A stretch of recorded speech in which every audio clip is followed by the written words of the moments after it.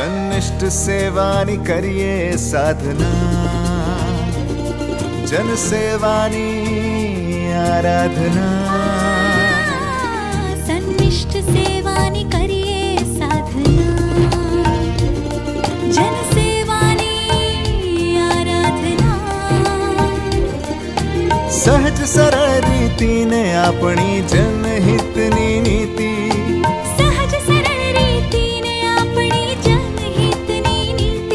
સાથે મળીને લખીએ આપણે જય ગાથા ગુજરાતની, યશ ગાથા ગુજરાતની, જય ગાથા ગુજરાતની, યશ ગાથા ગુજરાતની. નમસ્કાર દર્શક મિત્રો, પ્રગતિશીલ સમાજનું નિર્માણ એક સતત ચાલતી પ્રક્રિયા છે. મુખ્યમંત્રી શ્રી ભૂપેન્દ્રભાઈ પટેલના નેતૃત્વમાં આપણા ગુજરાતમાં રહેલી અપાર ક્ષમતાઓનો શ્રેષ્ઠતમ ઉપયોગ કરીને આપણે સતત પ્રગતિના પથ પર આગળ વધી રહ્યા છીએ. ત્યારે આપણું રાજ્ય આગામી સમયમાં પણ વિકાસની નવીન ઊંચાઈઓ સર કરતું રહે તેવી અભિલાષા સાથે શરૂ કરીએ આપણો લોકપ્રિય કાર્યક્રમ યશગાથા ગુજરાતની.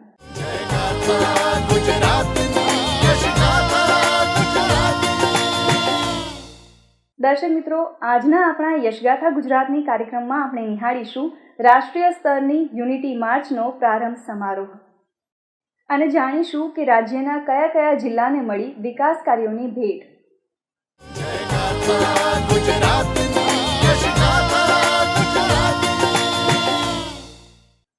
વડાપ્રધાન શ્રી નરેન્દ્રભાઈ મોદીની પ્રેરણાથી સરદાર પટેલના 150મા જન્મ જયંતિ વર્ષની ઉજવણીના ભાગરૂપે દેશભરમાં યુનિટી માર્ચનું આયોજન થઈ રહ્યું છે.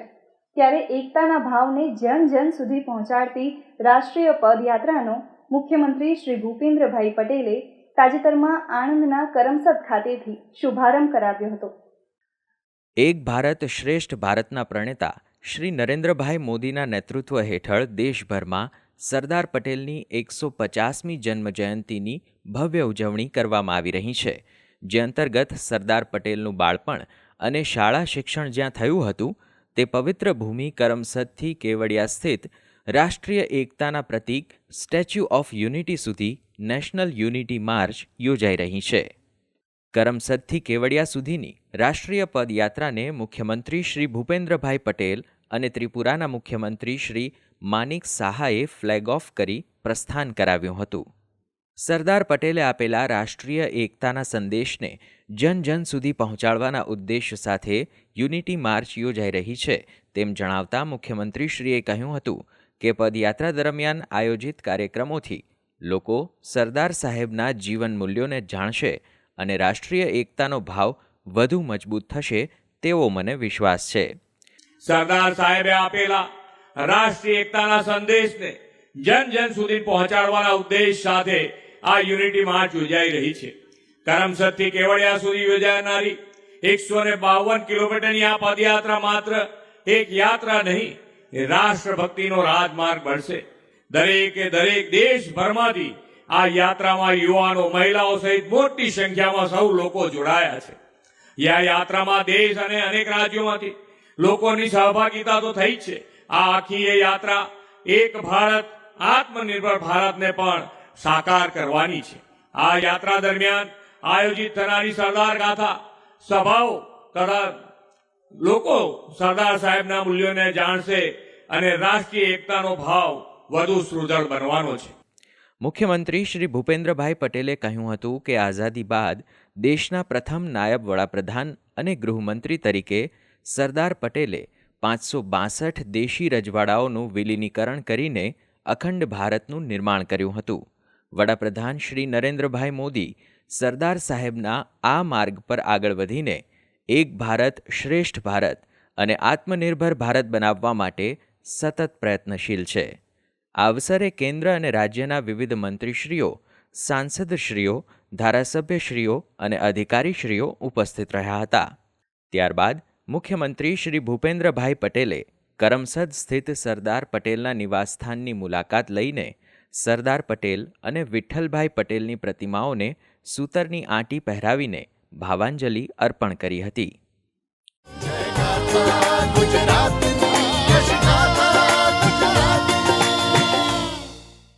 જનસેવાના દ્રઢ સંકલ્પ સાથે ગુજરાત સરકાર દરેક યોજનાઓ અને વિકાસ કાર્યોના લાભ સામાન્ય નાગરિકો સુધી પહોંચાડી રહી છે, જેનું ઉત્તમ ઉદાહરણ છે 4 દિવસમાં 4 જિલ્લાઓએ મેળવેલી અંદાજે ₹2320 કરોડના વિકાસ કાર્યોની ભેટ.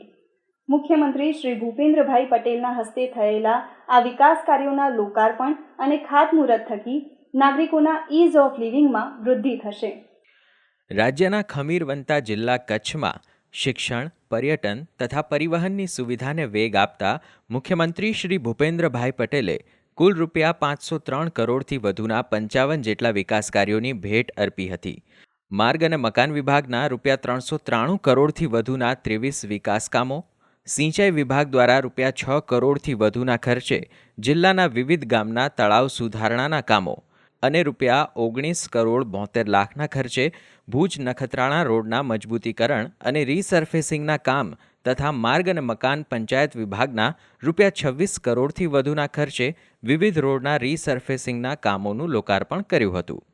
આ સાથે મુખ્યમંત્રીશ્રીના હસ્તે ₹3 કરોડથી વધુના ખર્ચે ગુનેરી ખાતે નિર્મિત નવીન માધ્યમિક શાળા, ₹2 કરોડથી વધુના ખર્ચે વન વિભાગના છારી ઢંઢ અને પડાલા મેનગ્રુવ લર્નિંગ સેન્ટરના વિકાસ કામો સહિત ₹5 કરોડથી વધુના ખર્ચે નવનિર્મિત વિવિધ 3 કાર્યોનું લોકાર્પણ કરવામાં આવ્યું હતું. આ અવસરે મુખ્યમંત્રી શ્રી ભૂપેન્દ્રભાઈ પટેલે કહ્યું હતું કે કેન્દ્ર અને રાજ્ય સરકારે કચ્છને બમણી સુવિધાઓ ઉપલબ્ધ કરાવી છે, જેના પરિણામે કચ્છ જિલ્લો આયોજનપૂર્વકના વિકાસ સાથે આગળ વધી રહ્યો છે. એક બાજુ જ્યાં નર્મદાની પાઇપલાઇન અને કેનાલના નેટવર્કથી કચ્છની કાયાકલ્પ થઈ છે, ત્યાં બીજી બાજુ કચ્છના રણોત્સવ, સ્મૃતિવન તથા શ્રી શ્યામજી કૃષ્ણ વર્મા મેમોરિયલ કચ્છી સંસ્કૃતિના વિકાસ મંદિરો બન્યા છે. શ્રી મોદી સાહેબના માર્ગદર્શનથી કચ્છ સૌથી વધુ ઝડપે વિકસતો જિલ્લો બન્યો છે. ભૂકંપના વિનાશ પછી વડાપ્રધાનશ્રીના વિકાસ વિઝન તેમજ જનશક્તિના વિશ્વાસ અને ભાગીદારીના પરિણામે કચ્છના ઉદ્યોગ ધંધા, રોજગાર, પ્રવાસન તેજ ગતિએ ફૂલા ફાલ્યા છે. વિશ્વનો સૌથી મોટો હાઇબ્રિડ રિન્યુએબલ એનર્જી પાર્ક વડાપ્રધાનશ્રીના દિશા દર્શનમાં કચ્છમાં આકાર પામી રહ્યો છે. તે ગુજરાતને રિન્યુએબલ એનર્જીનું હબ બનાવશે. વડાપ્રધાનશ્રીની દીર્ઘદ્રષ્ટિથી ધોરડો તો આજે રણોત્સવના કારણે ઇન્ટરનેશનલ ટુરિઝમ ડેસ્ટિનેશન બન્યું છે અને વિશ્વમાં બેસ્ટ ટુરિઝમ વિલેજ તરીકેનું પણ સ્થાન પામ્યું છે. રણોત્સવની શાન અને લોકપ્રિયતામાં વધારો કરવા આપણે સફેદ રણમાં વોચ ટાવર અને કાયમી લાઇટ એન્ડ સાઉન્ડ શોનો પણ આરંભ કરાવ્યો છે. ઉદ્યોગ અને પ્રવાસન વિકાસના કારણે સ્થાનિક રોજગારીની અનેક તકો પણ નવી રોજે રોજ ઊભી થઈ રહી છે. રાજ્યના સર્વાંગી વિકાસ માટે પ્રતિબદ્ધતા વ્યક્ત કરતા મુખ્યમંત્રીશ્રીએ કહ્યું હતું કે ગુજરાતના દરેક વિસ્તારના વિકાસના સ્થાનિક પોટેન્શિયલને ધ્યાનમાં રાખીને ઉદ્યોગોને પ્રોત્સાહન આપવા માટે વડાપ્રધાન શ્રી નરેન્દ્રભાઈ મોદીના માર્ગદર્શનમાં આપણે વાઇબ્રન્ટ ગુજરાત રિજનલ કોન્ફરન્સીસનો પ્રારંભ કર્યો છે, જે હેઠળ ગુજરાતમાં 4 રિજનલ કોન્ફરન્સીસનું આયોજન કરાયું છે. આગામી જાન્યુઆરીમાં સૌરાષ્ટ્ર કચ્છ પ્રદેશની રિજનલ કોન્ફરન્સ રાજકોટમાં યોજાશે અને તેના કારણે કચ્છને ઔદ્યોગિક રોકાણોથી નવું બળ મળશે. આ પ્રસંગે ઉચ્ચ અને ટેકનિકલ શિક્ષણ રાજ્યમંત્રી શ્રી ત્રિકમભાઈ છાંગા સહિત વિવિધ સાંસદશ્રીઓ, ધારાસભ્યશ્રીઓ અને અધિકારીશ્રીઓ ઉપસ્થિત રહ્યા હતા.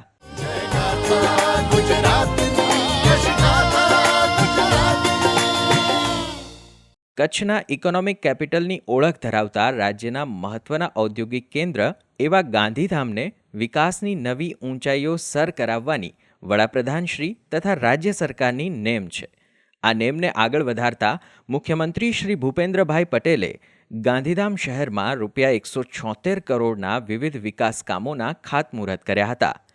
તેમની આ મુલાકાત દરમિયાન મુખ્યમંત્રીશ્રીએ ઓસ્લો સર્કલ ખાતે ડૉક્ટર બાબા સાહેબ આંબેડકરની પ્રતિમાનું અનાવરણ કરીને પુષ્પાંજલિ અર્પી હતી.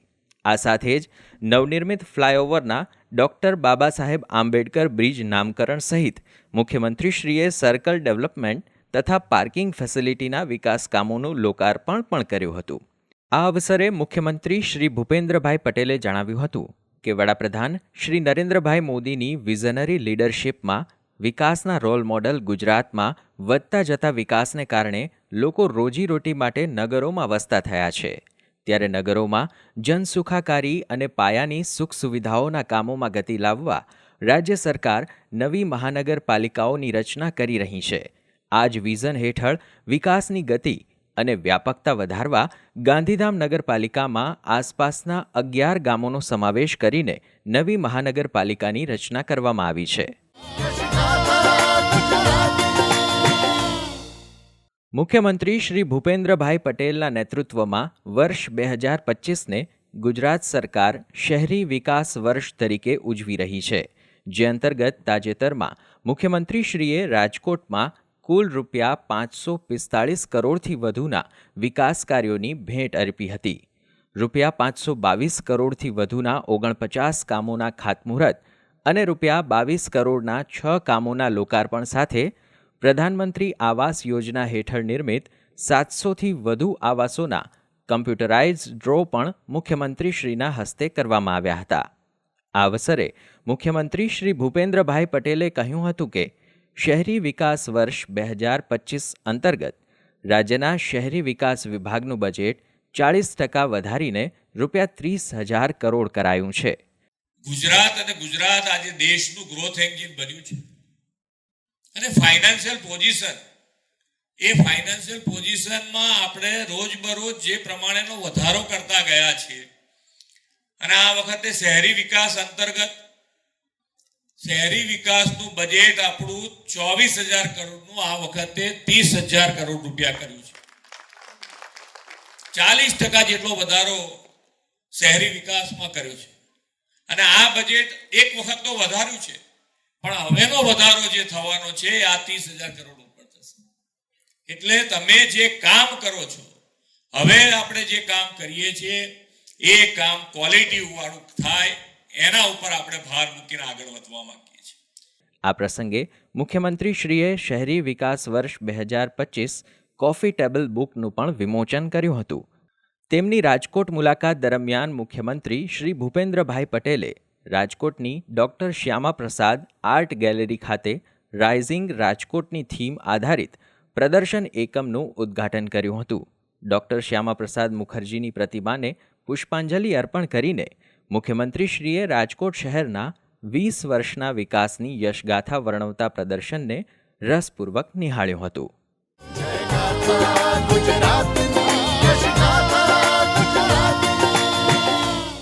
રાજકોટ અને કચ્છ સાથે જામનગરના નાગરિકોને પણ મુખ્યમંત્રી શ્રી ભૂપેન્દ્રભાઈ પટેલે વિકાસ કાર્યોની ભેટ આપી હતી.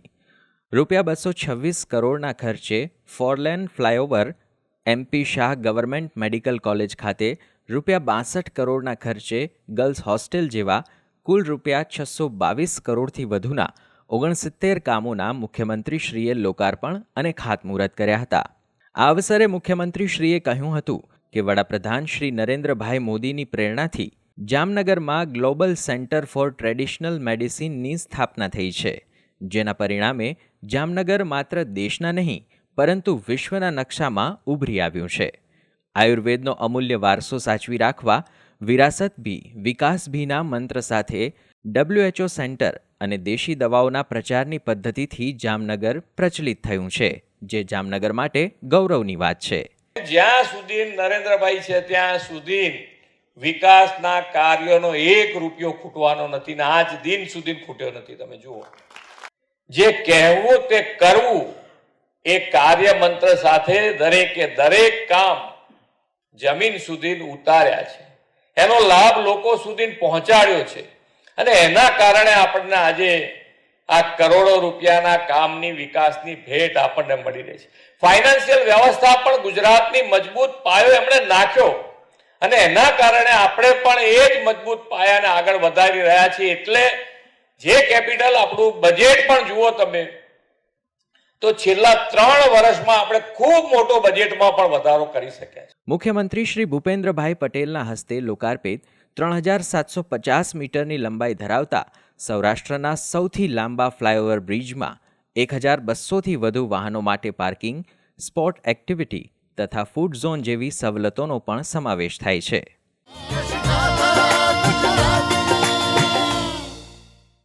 નવસારીના નાગરિકો માટે પણ મુખ્યમંત્રી શ્રી ભૂપેન્દ્રભાઈ પટેલની મુલાકાત વિકાસોત્સવ સમાન બની રહી. મુખ્યમંત્રીશ્રીએ નવસારી જિલ્લા ખાતે ₹93 કરોડથી વધુના 12 કામોના લોકાર્પણ તથા ₹381 કરોડના 26 કામોના ખાતમુહૂર્ત કર્યા હતા. જિલ્લાને ₹475 કરોડના 38 વિકાસ કામોની ભેટ આપતા મુખ્યમંત્રી શ્રી ભૂપેન્દ્રભાઈ પટેલે જણાવ્યું હતું કે ગુજરાત રાજ્ય માર્ગ વાહન વ્યવહાર નિગમે રાજ્યમાં PPP મોડલ પર તૈયાર થતા બસ પોર્ટ્સમાં સંપૂર્ણ આધુનિક માપદંડો અપનાવ્યા છે.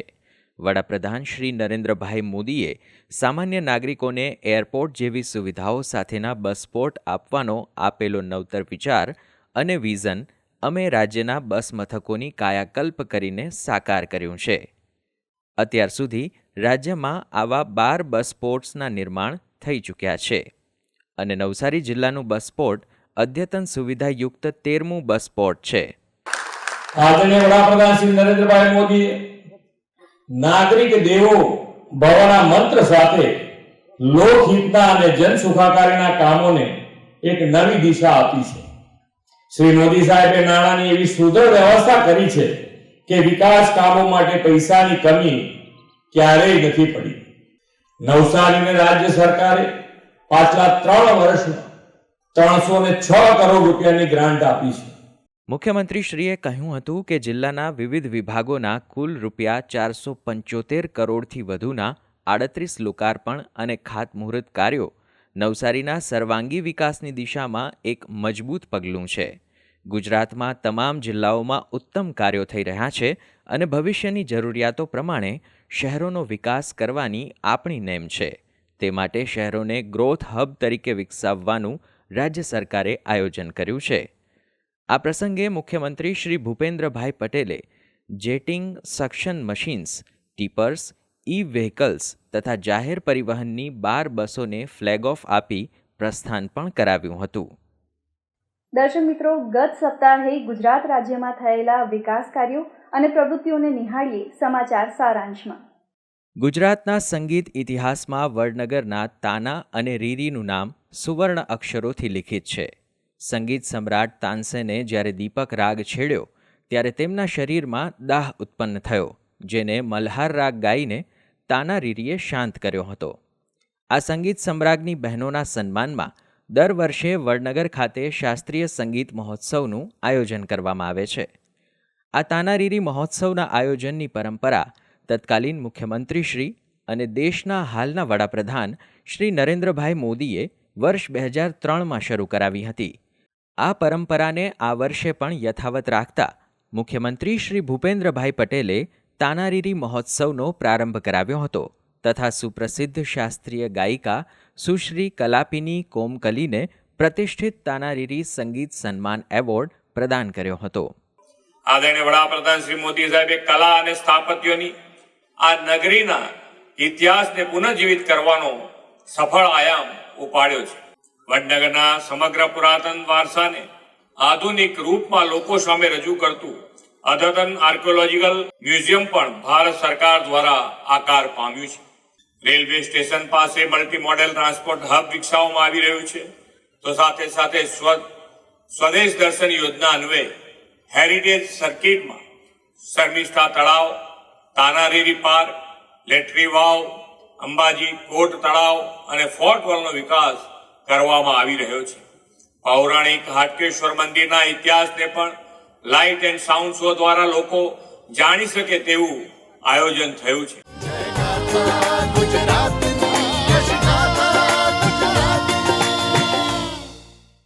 વડાપ્રધાન શ્રી નરેન્દ્રભાઈ મોદીએ તમિલનાડુના કોઇમ્બતુરથી PM કિસાન સન્માન નિધિ યોજનાના 21મા હપ્તાની રકમ દેશના ખેડૂતોને અર્પણ કરી હતી.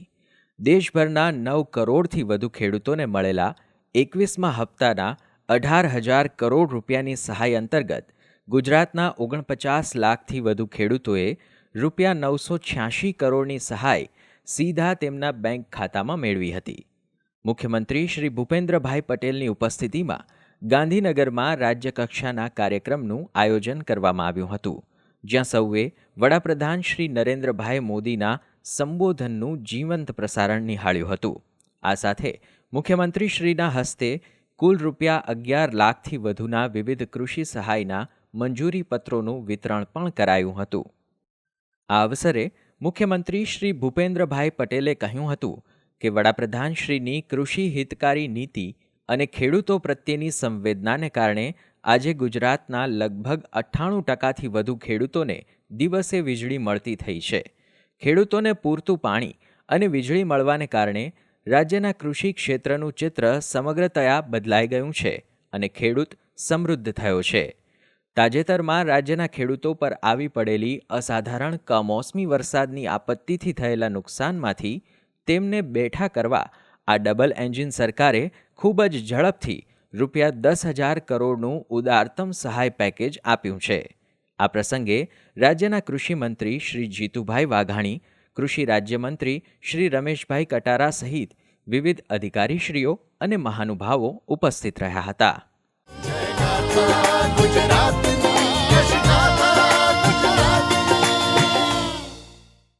તાજેતરમાં ગુજરાત ગૌણ સેવા પસંદગી મંડળ દ્વારા સરકારના વિભાગોની વિવિધ કેડરમાં પસંદગી પામેલા કુલ 4,473 ઉમેદવારોને મુખ્યમંત્રી શ્રી ભૂપેન્દ્રભાઈ પટેલના હસ્તે નિમણૂક પત્રો એનાયત કરવામાં આવ્યા હતા. નવનિયુક્ત યુવાઓને પ્રેરણા આપતા મુખ્યમંત્રીશ્રીએ કહ્યું હતું કે વડાપ્રધાન શ્રી નરેન્દ્રભાઈ મોદીએ તેમના કાર્યકાળમાં નાગરિક દેવો ભવઃનો મંત્ર અપનાવ્યો છે અને લોકોને ગુડ ગવર્નન્સની સતત પ્રતીતિ કરાવી છે. નવી નિમણૂક મેળવી રહેલા યુવાઓ પણ પ્રામાણિકતા સાથે કાર્યરત થઈને કોઈ નાના માનવીની મુશ્કેલી દૂર કરી કે નિરાધારનો આધાર બનીને સંવેદનશીલ સરકારની અનુભૂતિ પોતાના વાણી, વર્તન અને વ્યવહારથી કરાવે તેવી તમારી પાસેથી અપેક્ષા છે. ગાંધીનગરના મહાત્મા મંદિર ખાતે આયોજિત આ કાર્યક્રમમાં નાયબ મુખ્યમંત્રી શ્રી હર્ષભાઈ સંઘવી, કૃષિ અને પશુપાલન મંત્રી શ્રી જીતુભાઈ વાઘાણી, વન અને પર્યાવરણ મંત્રી શ્રી અર્જુનભાઈ મોઢવાડિયા, અન્ન નાગરિક પુરવઠા અને ગ્રાહકોની બાબતોના મંત્રી શ્રી રમણભાઈ સોલંકી તેમજ વિવિધ વિભાગના અધિકારીશ્રીઓ ઉપસ્થિત રહ્યા હતા.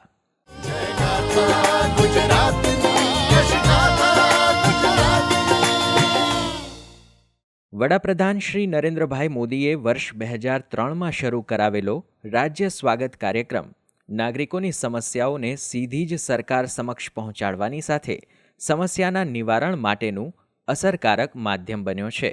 આ માધ્યમ થકી નાગરિકોની સમસ્યા પ્રત્યક્ષ સાંભળતા તાજેતરમાં મુખ્યમંત્રી શ્રી ભૂપેન્દ્રભાઈ પટેલે તેના નિવારણ માટે સંબંધિત અધિકારીશ્રીઓને સૂચનો પણ આપ્યા હતા.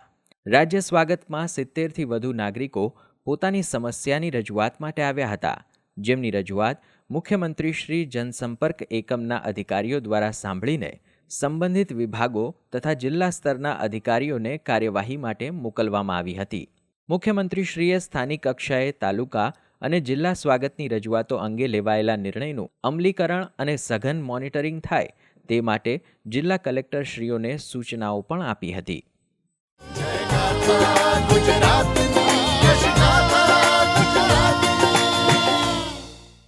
દર્શક મિત્રો, યશગાથા ગુજરાતની આ કાર્યક્રમ અહીં સમાપ્ત થાય છે.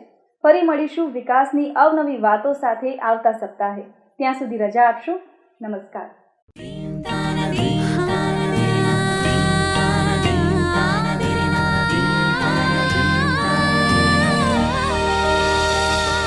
સન્નિષ્ઠ સેવાની કરીએ સાધના, જન સેવાની આરાધના. સન્નિષ્ઠ સેવાની કરીએ સાધના, જન સેવાની આરાધના. સહજ સરળ રીતિને આપણી જનહિતની નીતિ, સહજ સરળ રીતિને આપણી જનહિતની નીતિ. સાથે મળીને લખીએ આપણે જય ગાથા ગુજરાતની, યશ ગાથા.